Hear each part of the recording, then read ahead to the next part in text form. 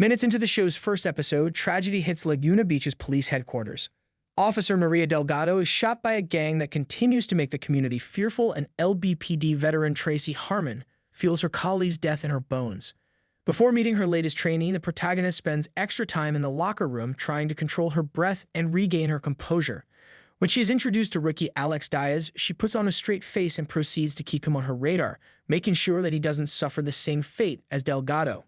As the title hints, the series primarily takes place when duty calls. The duo is constantly heading from one crime scene to the next, often coming in contact with people under the influence, bleeding out, and at times entrenched in a gang dispute.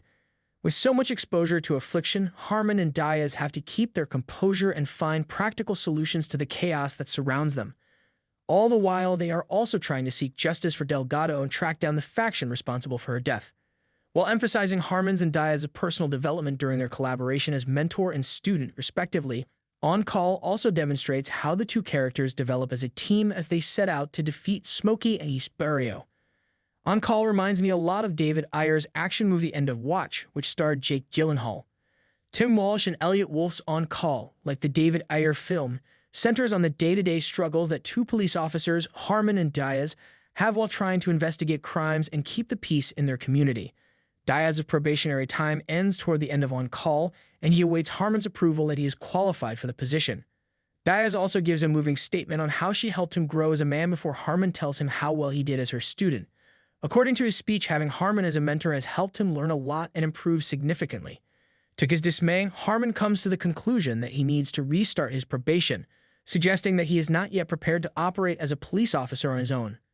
Harmon acknowledges that Diaz had an amazing educational experience while learning from her, but she also knows that he made a lot of bad choices during that time.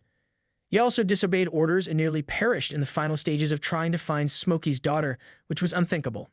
Officer Maria Delgado, Diaz's former pupil, passes away in the first scenes of the episode, leaving her to question whether her teaching techniques were successful or whether she let her former trainer down. Harmon chooses to put Diaz through another training session in order to prevent history from happening again and to make sure he realizes the seriousness of his choices on the field.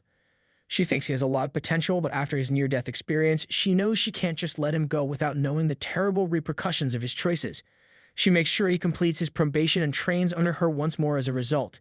In the first scenes of On Call, Harmon hands Diaz a get-out-of-jail-free card, saying she provides it to every one of her trainees. It's her way of telling her trainees that even if they make a mistake, they will always be given another chance.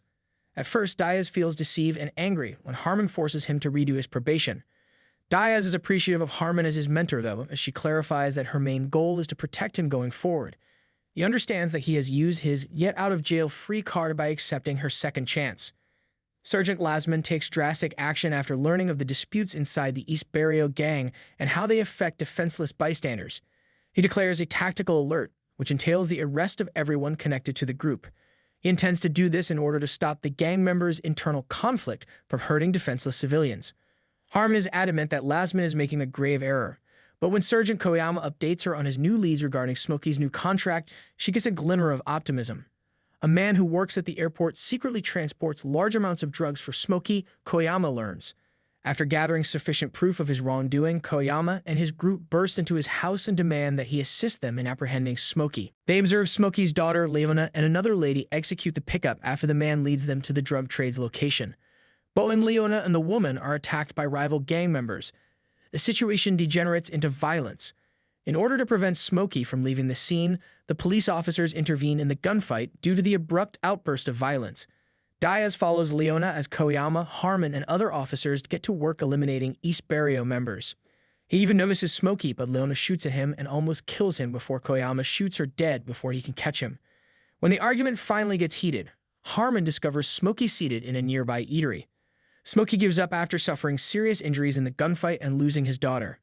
Sergeant Koyama is a pleasure to work with, and when Koyama tells Officer Harmon that she may soon be moved to his team, she feels optimistic about the future. To her dismay, Koyama subsequently discloses that her transfer was canceled by a higher-up.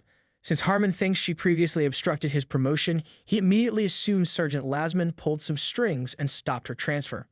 Early on in the episode, it was revealed that Lasman's colleague had shoved Harmon, which resulted in his teammate being dismissed and preventing Lasman from getting promoted. Harmon informs Diaz she never made an official complaint against Lasman's colleague, despite the fact that most officers think she did.